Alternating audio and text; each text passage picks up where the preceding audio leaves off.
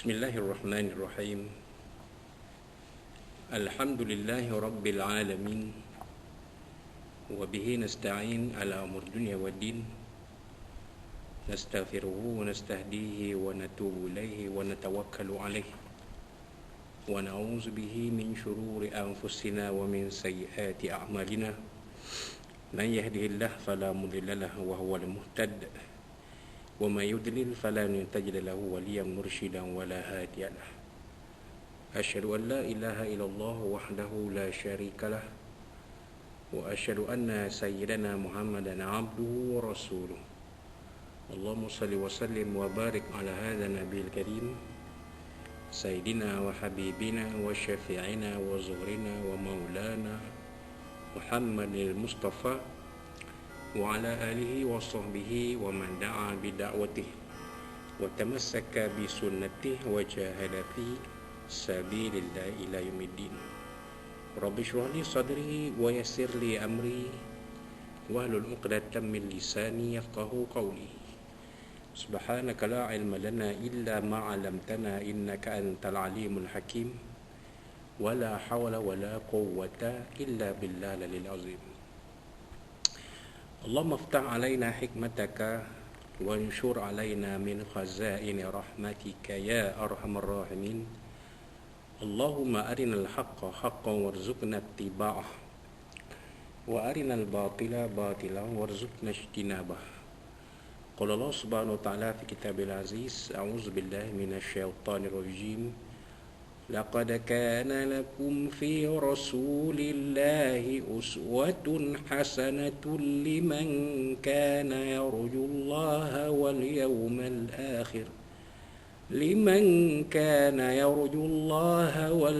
الآخر وذكر الله كثيرا صدق الله العظيم وقال نبينا سيدنا محمد صلى الله عليه وصحبه وسلم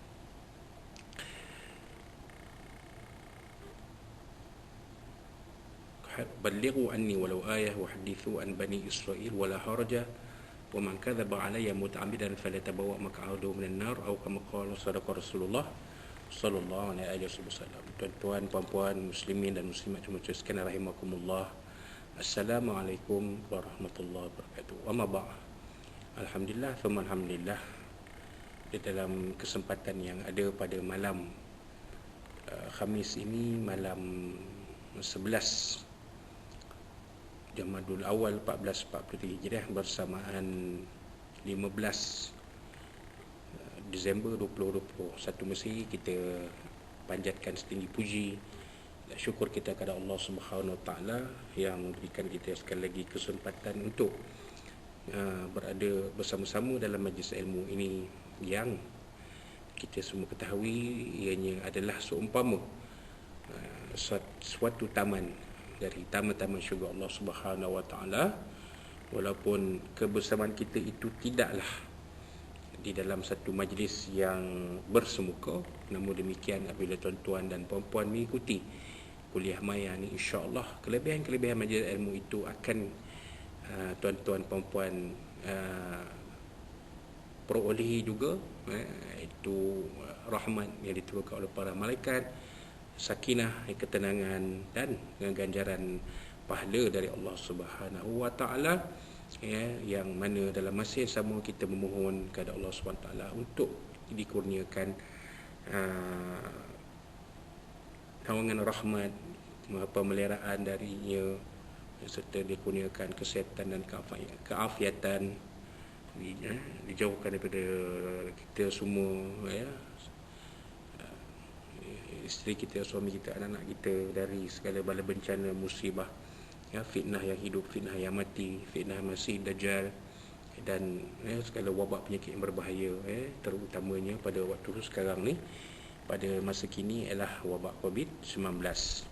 Jadi mudah-mudahan Allah SWT akan memperkenankan permohonan dan doa kita dan munajat kita, insya-Allah. Jadi tuan-tuan dan puan-puan muslimin muslimat rahimakumullah, pada malam ini kita teruskan kuliah maya kita ini dengan mengupas isi kandungan kitab hadis 40 Al-Matan Al-Arba'un An-Nawawiyah atau Al-Matan Al-Arba'in dari Imam An-Nawawi rahimahullah taala, Al-Arba'una fi mabani al-Islam wa qawaid al-ahkam, ya, yang mana disusun oleh Al-Imam Muhyiddin Yahya bin Sharaf An-Nawawi rahimahullah taala dan diterjemahkan oleh seorang ulama hadis yang tersohor di Nusantara kita ni, iaitu Maulana Husin bin Abdul Qadir Al-Yusufi hafizahullah taala, ya.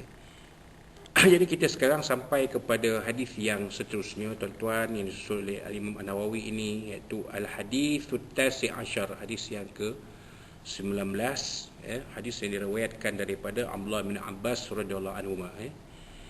Sayyidina Abdullah bin Abbas radhiyallahu anhuma qala, daripada Sayyidina Abdullah bin Abbas radhiyallahu anhuma qala, beliau telah berkata, kuntu khalfa Rasulillah sallallahu alaihi wasallam yauman, adalah aku pada suatu hari, ya, adalah aku berada di belakang, khalfa ni belakang, Rasulullah sallallahu alaihi wasallam, ya, aku pernah berada di belakang Nabi, ya, belakang Rasulullah sallallahu alaihi wasallam yauman, pada suatu hari. Kata Abdullah bin Abbas, ya, adalah aku pernah berada di belakang Rasulullah sallallahu alaihi wasallam pada suatu hari, yauman, tak sebut hari apa lah, hari Isnin ke hari Ahad ke hari Sabtu ke hari Khamis, kita tak disebut, dia sebut pada suatu hari. Faqala, maka Nabi SAW pun bersabda, ya gulam, wahai gulam ni, ya, kalimah bahasa Arab untuk, kalau diterjemah sini, anak kecil, gulam, wahai anak kecil, wahai budak, kerana waktu itu Abdullah bin Abbas ini belum lagi akil baligh, masih lagi dalam usia kanak-kanak. Diriwayatkan bahawa ketika kewafatan Rasulullah sallallahu alaihi wasallam, usia Abdullah bin Abbas ini baru mencecah 13 tahun. 13 tahun tu, kalau budak-budak sekarang ni tingkatan 1 lah, kan, tingkatan 1 kalau masuk sekolah menengah agama tu baru nak belajar bahasa Arab, baru nak belajar ana huwa hum, huwa huma hum hiya huma hunna anta antuma antum anti antuma antunna ana nahnu, baru nak belajar itu, ya. Tapi Abdullah bin Abbas pada usia 13 tahun ketika wafatan Nabi SAW, beliau sudah banyak mengambil menuntut ilmu dari Rasulullah SAW. Sebab itulah Abdullah bin Abbas ni seorang sahabat Nabi yang sangat alim dan faqih. Kenapa, tuan-tuan, puan-puan? Kerana doa Rasulullah SAW ketika mentahnikkan Abdullah bin Abbas, ketika mencukur, kalau istilah kita orang Melayu ni, mencukur jambulkan, kan, ya, mencukur jambulkan Abdullah bin Abbas itu, ataupun istilahnya saya lupa, tahnik ni dalam bahasa Melayu, mencukur jambulkan, membelah mulut, baru ingat, membelah mulut Abdullah bin Abbas radhiyallahu anhu ni. Nabi SAW berdoa, Allahumma faqihu fid din wa alimhu ta'wil, atau kama qala Rasulullah SAW, ya Allah Tuhanku, jadikanlah anak ini faqih dalam agama, faqihkan dia dalam agama, wa alimhu ta'wil, dan jadikan dia alim dalam ta'wil. Ta'wil ni yang mana mentafsirkan ayat-ayat Allah Subhanahu Wa Taala. Sebab itulah kalau kita lihat dalam kitab-kitab tafsir, apa-apa pun lah, ya, tafsir Ibnu Katsir, Al-Qurtubi, ya, At-Tabari, Al-Baghawi, ya, kan, dan kitab-kitab tafsir yang lain lah, termasuklah kitab tafsir moden sekalipun, ya, Al-Maraghi dan sebagainya.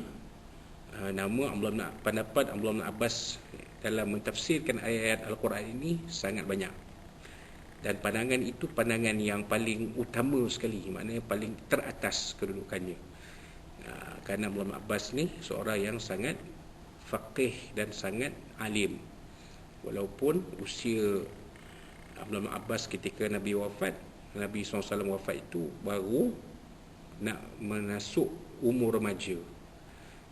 Tetapi oleh kerana kelebihan-kelebihan yang Nabi SAW doakan padanya, maka dia menjadi lebih alim, lebih faqih dari sebahagian besar sahabat-sahabat yang lain. Maka Nabi panggil Abdullah bin Abbas ni, ya gulam, wahai anak kecil, wahai budak. Kata Nabi SAW, inni u'allimuka kalimatin, sesungguhnya aku mengajarkan kepada kamu kalimah-kalimah. Kan? Ya. Aku mengajarkan kepada kamu kalimah-kalimah.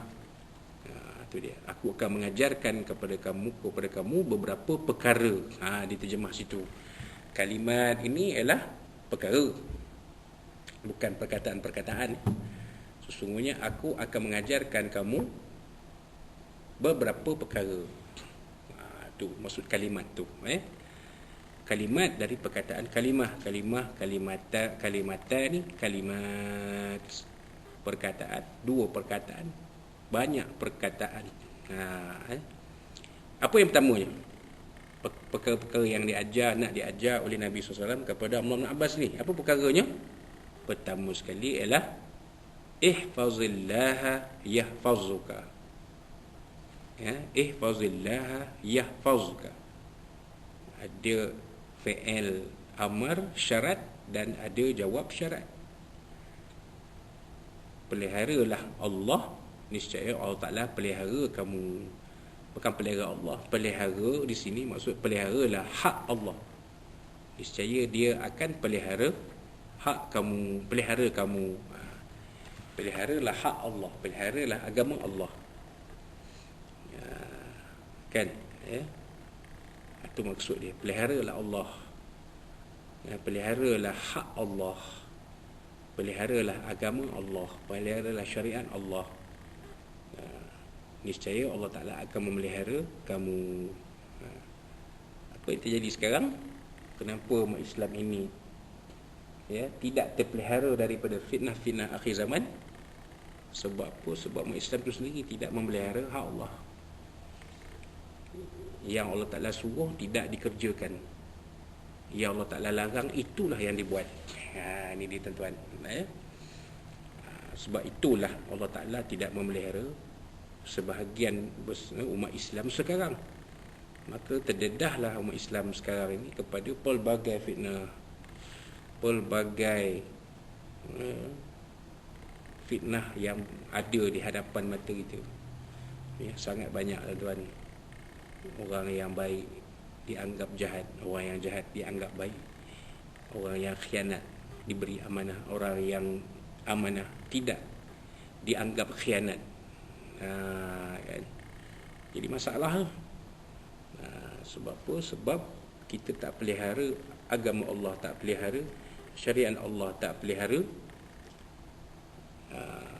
hak Allah, maka jadilah Allah Ta'ala itu tidak memelihara kita. Jadi kalau kita pelihara hak Allah, Allah Ta'ala akan pelihara kita. Begitu kata perkara pertama. Yang kedua apa? Ihfazillaha tajiduhu tujahaka. Apa dia tuan-tuan? Ihfazillaha tajiduhu tujahaka. Peliharalah hak Allah. Tajidhu, niscaya kamu akan dapati dia. Tajidhu tujahaka. Tujahaka ni apa dia? Bersama kamu. Peliharalah hak Allah, niscaya kamu akan dapati dia bersama kamu. Bersama kamu ni bukan bersama dari segi tempat, kerana Allah Ta'ala itu Maha Suci. Allah Ta'ala itu daripada memiliki sifat-sifat makhluk, iaitu bertempat. Maksudnya apanya? Maksudnya kalau kita pelihara agama Allah SWT, kita pelihara macam pelihara nombor satu tadi, kan, Allah Ta'ala akan jadikan kita ni, Allah Ta'ala dia akan dapati bahawa dirinya semakin dekat dengan Allah Subhanahu Wa Ta'ala. Itu cerita dia.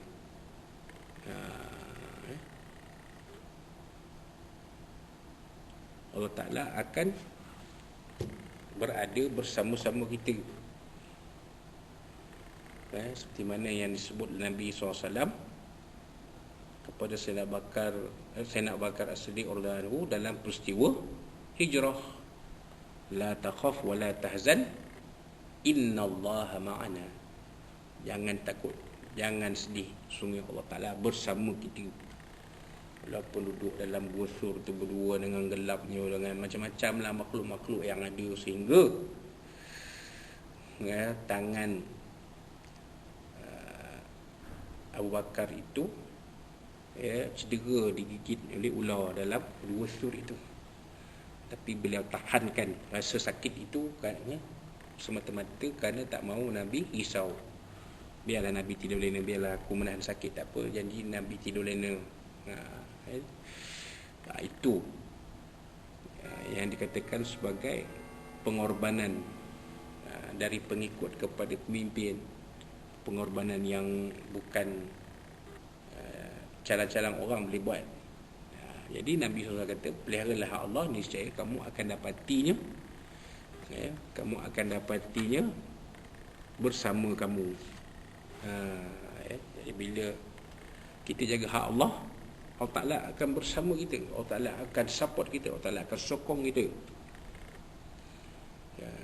Itu dia kata tujahaka. Idza sa'alata fas'alillah. Bila kamu memohon, memohonlah kepada Allah SWT. Wa idza ista'anta fasta'in billah. Apabila kamu memohon, maka pohonlah pertolongan dari Allah Subhanahu Wa Taala. Itu maksudnya. Jangan minta benda-benda yang mengaut. Bila bermohon macam-macam itu sebut. Nak elak daripada kaedah yang sebenarnya. Itu cerita dia tuan-tuan. Dua perkara, tiga perkara dan perkara keempat. Bila kamu mohon, maka memohonlah kepada Allah SWT. Dan bila kamu mohon pertolongan, maka kamu mohonlah pertolongan dengan Allah SWT. Itu dia.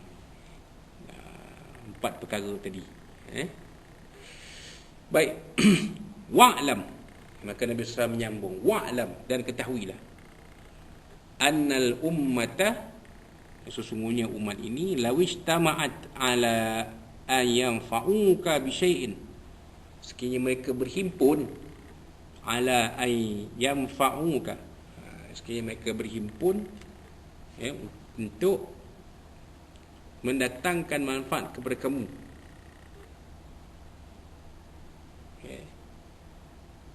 Bisyai'in lam yanfa'uka illa bisyai'in qad katabahu Allahu laka.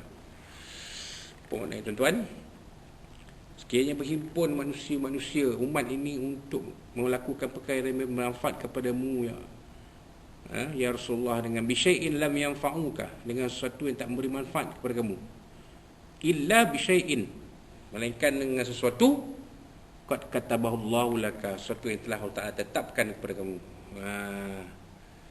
Senang kata jangan memandai-mandai lah dalam ajar sesat, jangan memandai-mandai.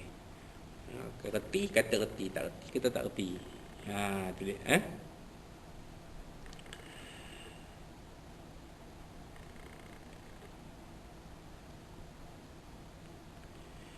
Wa in istama'u ala an yadurruka bi syai'in lam yadurruka illa bi syai'in.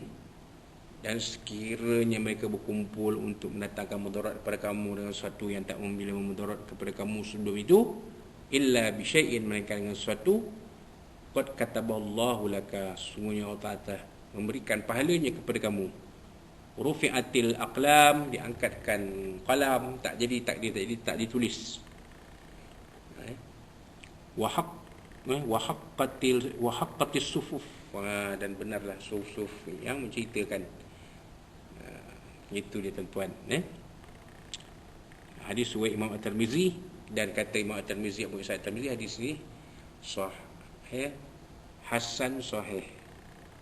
Mana hasan sahih? Apa makna hasan sahih? Hadis ini hasan pada satu wajah perawi. Ada satu yang kurang, Tapi pada satu pulau-pulau lagi perfect. Pesanan Nabi SAW kepada Abdullah bin Abbas ada 4. Pertamanya, peliharalah Allah. Allah, Allah Ta'ala memelihara kamu. Peliharalah Allah, niscaya kamu akan mendapatinya. Di tujah haka maksudnya Allah Ta'ala akan bersama dengan kamu apabila kamu memohon atau berdoalah kepada Allah SWT. Apabila kamu memohonlah pada Allah Ta'ala, jangan mohon pada orang lain. Wa idza sta'anta fasta'in billah. Bila kamu mohon pertolongan, mohonlah pertolongan dengan Allah SWT. Seterusnya, wa'lam anna al-ummah law ijtama'at ala an yanfa'uka bi syai'in lam yanfa'uka illa bi syai'in qad katabahu Allahu laka. Ketahuilah wahai anak kecil, wahai budak, kalau orang Islam bagi ketahuilah jarang, itu bahawasanya ummah, manusia ini sekiranya berkumpul manusia, seluruh umat berkumpul untuk mendatangkan manfaat pada kamu dalam sesuatu hal, niscaya mereka tidak akan beri manfaat pada kamu illa bisyai'in qad kataballahu laka, melainkan dengan sesuatu yang Allah Ta'ala telah tetapkan untuk kamu. Itu dia maksud dia.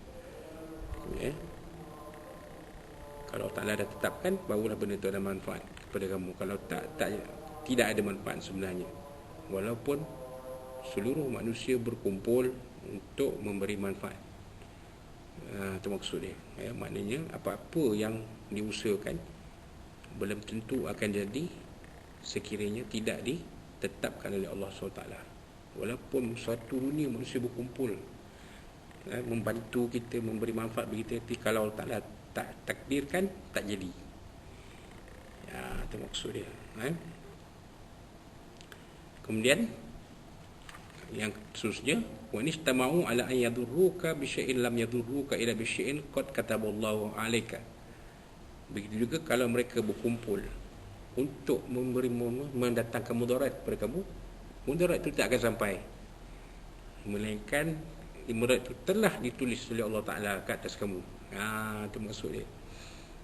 Kalau benda yang bermanfaat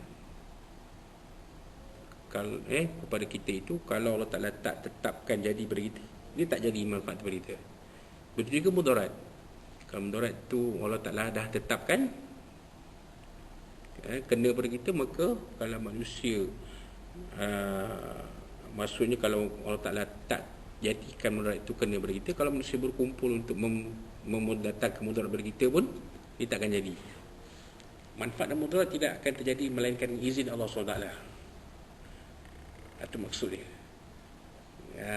Maknanya kalau orang nak buat penanya kepada kita pun, kalau Allah Ta'ala tak izinkan, tak jadi.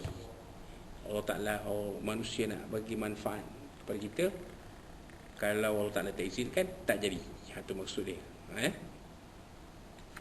Lagi, rafi'at al-qalam wa jaffatis suhuf. Qalam telah diangkat dan lembaran telah kering. Maksudnya Allah Ta'ala dah habis menulis takdir semua manusia, yang baik yang buruk dan sebagainya, dan lembaran itu telah kering. Maksudnya dalam takdir kita ni sebenarnya dah ditulis awal-awal lagi, tidak akan berlaku apa-apa yang boleh berubah. Soalnya adakah kita tahu ianya akan berubah atau boleh berubah? Kita tak tahu. Sebab itulah dalam akidah Ahlussunnah wal Jamaah kita diseru supaya berusaha dan berdoa, kemudiannya berserah, iaitu bertawakal pada Allah Ta'ala. Namun apabila zahirnya hasil daripada usaha kita itu, maka itulah hasil yang kita dapat, tidak akan berubah. Rezeki cupak, tidak akan jadi segantang. Itu maksud dia. Itu kena faham. Bukan maknanya kalau kita usaha bagi nak mampus pun, kalau dah itu je rezeki kita lah. Buat apa kita nak usaha berusaha keras, takkan ala kadar je lah. Ini pahaman yang tidak betul. Kita dituntut supaya berusaha sebaik mungkin, berusaha sekeras mungkin, berusaha semaksimum mungkin. Tapi kalaulah hasil yang diperoleh itu adalah itu, maka kita terimalah dengan ketentuan itu dengan hati yang lapang dan dengan penuh keredaan pada Allah SWT. Jangan disalahkan takdir Allah SWT. Itu maksud dia. Itulah hadis yang diriwayatkan oleh Imam At-Tirmizi yang merupakan hadis hasan sahih. Hadis hasan sahih. Apa makna hadis hasan sahih? Hasan dari satu jalan perawi dan sahih dari satu jalan perawi yang lain. Maka hadis itu boleh dipakai lah. Hadis yang kita baca ni boleh dipakai. Dan ada hadis yang seakan-akan sama fi riwayatin ghairu Tirmizi. Pada hadis yang seakan-akan sama pada riwayat selain daripada Imam At-Tirmizi, Nabi SAW bersabda, ihfazillah tajidhu amamaka. Peliharalah hak Allah, kamu akan dapati ia berada di hadapan kamu. Allah Ta'ala ni akan berada di hadapan kita. Maksudnya Allah Ta'ala berada bersama kita. Bukan Allah Ta'ala tu berada di hadapan tempat kita. Kita sini Allah Ta'ala depan kita, tak. Sebab Allah Ta'ala itu maha suci dari bersifat dengan sifat makhluk. Ada tempat, ada kedudukan, ada posisi tak.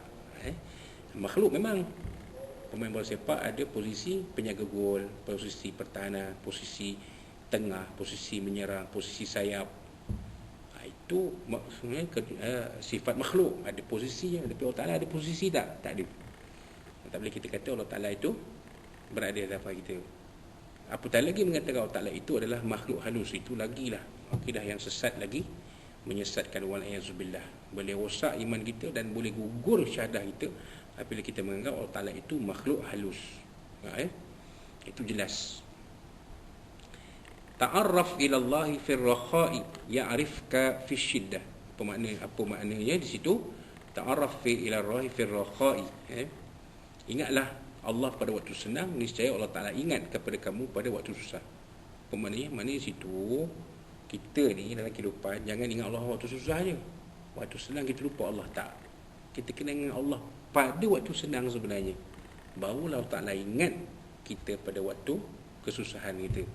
Ini yang banyak orang kita silap. Ingat Allah waktu susah, waktu senang lupa pada Allah. Silap jadi takabur, jadi sombong dan bongkak. Ini sangat bahaya. Patutnya kita waktu senang, waktu mewah ni lah kita ingat pada Allah Ta'ala.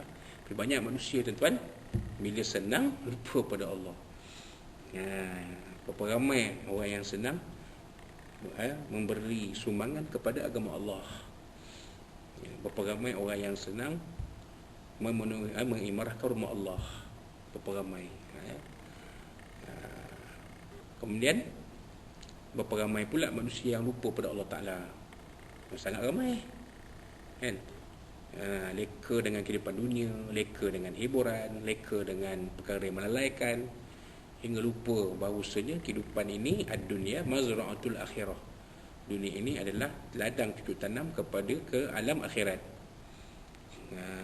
Dia terlupa untuk menjadikan dunia ini tempat dia mengumpul pahala untuk dibawa sebagai mata wangnya nanti di padang mahsyar pada hari kiamat. Dia lupa yang tu.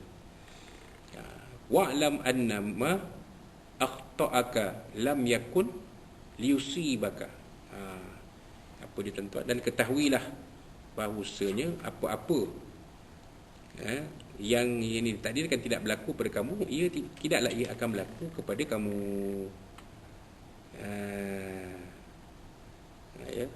Itu maksud dia. Kalau benda itu tidak ditakdirkan, tak akan berlaku. Wa ma asabaka lam takun liyukhti'aka. Apa yang tak berlaku pada kamu tak akan berlaku pada kamu. Dan apa yang berlaku pada kamu, maksudnya tidak akan tetap akan berlaku. Kalau ditakdirkan tak berlaku, tak berlakulah. Kalau ditakdirkan berlaku, berlakulah. Kan, walaupun pada zahirnya benda itu boleh berlaku, tapi tak ditakdirkan berlaku, tak berlaku. Kan? Contoh. Walaupun pun pada zahirnya bola itu akan masuk ke pintu gol. Tapi kalau tak takdirkan bola tu tak masuk ya. Walaupun kita rasa tengok, macam nak masuk gol bola ni ke dalam pintu gol. Tak masuk. Kalau ditakdirkan tak masuk. Macam baru ni. Kita lihat baru ni pasukan Malaysia lawan dengan pasukan Laos. Seorang pemain penyerang namanya Syahril Fikri, berhabis-habisan mencuba masuk, try, tendang, rembat, semualah. Tapi Allah Ta'ala tak takdirkan masuk. Tak masuk. Tak dapat skor gol. Tak dapat jaring gol. Tak dapat cetak gol. Tapi bila Syahrul Saad, pemain pertahanan, maju ke depan, dapat satu peluang, Allah Ta'ala takdirkan gol, maka gol. Itu mudah. Itu mudah, sangat mudah. Walaupun dia hanya sekali dia naik ke atas membantu serangan, dapat satu peluang, rembat, gol. Allah Ta'ala dah takdirkan gol. Syarif Fikri berapa banyak peluang dia dapat, dicubanya, kena tiang, kena palang, penjaga gol tepis. Bila Allah Ta'ala tak takdirkan gol, tak gol. Tidak menjadi gol, tidak dia menjaringkan gol. Kalau ikut boleh dapat 3-4 gol ni, boleh dapat hat-trick ni, boleh bawa balik bola ke rumah, tidur dengan bola. Tapi boleh kan Allah tak takdirkan, tak jadi. Itu mudah, safe je. Kemudian Nabi SAW kata lagi, wa'lam anna nasra ma'as sabri. Ketahuilah bahawa kemenangan itu berserta orang yang sabar. Kemenangan itu berserta orang yang sabar. Mana orang yang sabar ini akan dikurniakan kemenangan. Sabrun jamil. Kita dalam perjuangan kita kena sabar. Dalam kehidupan kita kena banyak sabar. Jadi bila kita sabar tu, insya-Allah Allah Ta'ala akan beri kemenangan. Dalam dakwah perlu sabar. Kita kena sabarlah menghadap kainah manusia yang pelbagai macam-macam. Jadi kita jangan melenting, jangan kita cepat marah.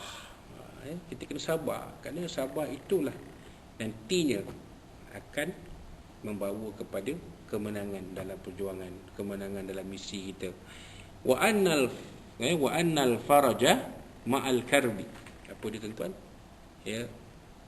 Kemudahan menyusuli kesusahan.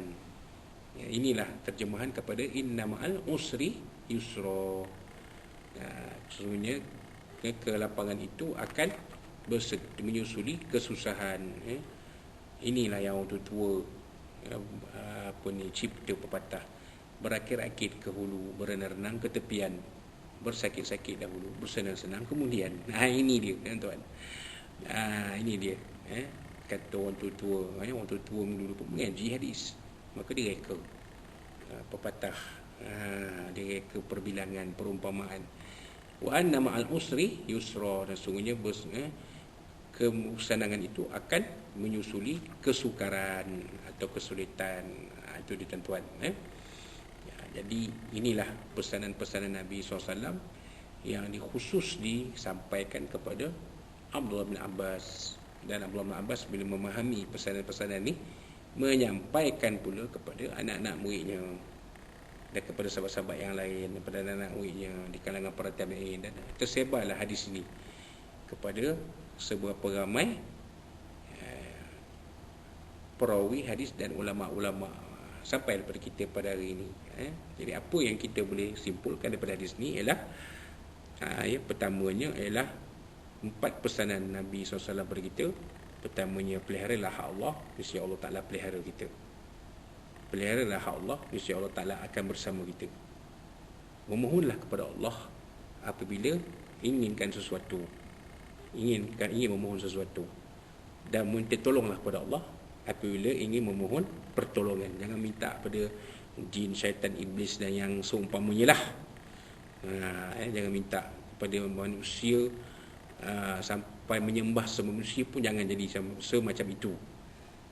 Kemudian ya, apa-apa yang manfaat kira ditakdirkan, ia akan jadi manfaat pada kita. Dan mudarat, kalau ditakdirkan tak kena pada kita, dia tidak akan kena pada kita. Maknanya apa-apa pun adalah sebenarnya tertakluk kepada ketentuan Allah Subhanahu Wa Taala. Jadi kita kena berdoa, berusaha dan berserah kepada Allah SWT. Itu yang kedua. Yang ketiga, Nabi SAW menyuruh kita supaya mengingatinya. Rasulullah SAW menyuruh kita supaya mengingati Allah SWT ketika senang. Allah Ta'ala akan ingat kita dalam kesukaran.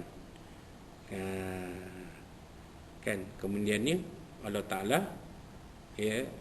Nabi SAW menyatakan, apa-apa yang ditakdirkan, yang baik, yang buruk, akan berlaku kepada kita. Kalau benda itu baik, Allah Ta'ala takdirkan jadi baik. Kalau kalau benda itu buruk, Allah Ta'ala tak takdirkan buruk, tak jadi buruk. Begitu. Dan Allah, Nabi SAW pesan kepada kita, sesuatu perkara yang sulit naklah ditangani dengan sabar, kerana di sana akan ada kelapangan, akan ada kejayaan, kemudahan, akan ada kejayaan pada akhirnya, insya-Allah. Jadi itulah sedikit kupasan daripada hadis yang ke-19 pada kali ini, dan mudah-mudahan menjadi manfaat kepada kita, jadikan panduan dalam kehidupan kita.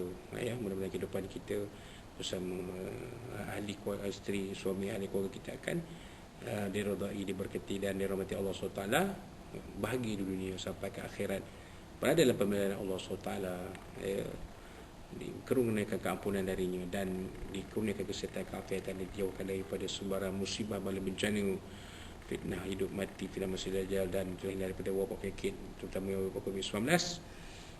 Dan kehidupan kita akan jadi baik, hasanah di dunia, baik di dunia, wa hasanah fil akhirah, baik di alam akhirat yang abadi.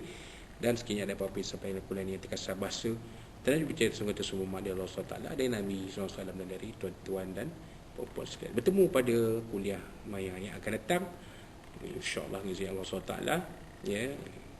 Wallahu a'lam, barakallahu fikum, aku lakukan lazat apa azamili walakum, dan kita tangguhkan kepada kita dengan tasbih al-kafarah sallallahu. A'udzu billahi minasyaitonir rajim. Bismillahirrahmanirrahim. Alhamdulillahirabbil alamin wa bihi nasta'in wassalatu wassalamu ala asyrafil anbiya'i wal mursalin. Allahumma arhamna min hazal mutafadhil badi tafdhil musuma. Allahumma inna naj'aluka fi nuhuri adain wa na'udzubika min syururihim. Allahumma badi syamlahu ma farik jama'u wa shatika tawzaza qadu min kilabi ya qahhar ya jabbar ya muntaqim ya Allah ya Allah ya Allah. Allah bimuzil kitab wa amjil sawa zama azab ihzib wa sallallahu alaihi wa sallam rahman rahim. Rabbana zayyim wa fama ya akramaka rabbana atina fid dunya hasanah وفي الآخرة حسنة وقنا عذاب النار. ربنا عليك توكلنا وإليك وإليك المصير. ربنا تقبل منا دعاءنا ومجلسنا وعلمنا اللهم ارفع عنا البلاء والوباء ويسر بالسكرنا والغلاء والمنى والفتن وما ظهر منه وما بطن.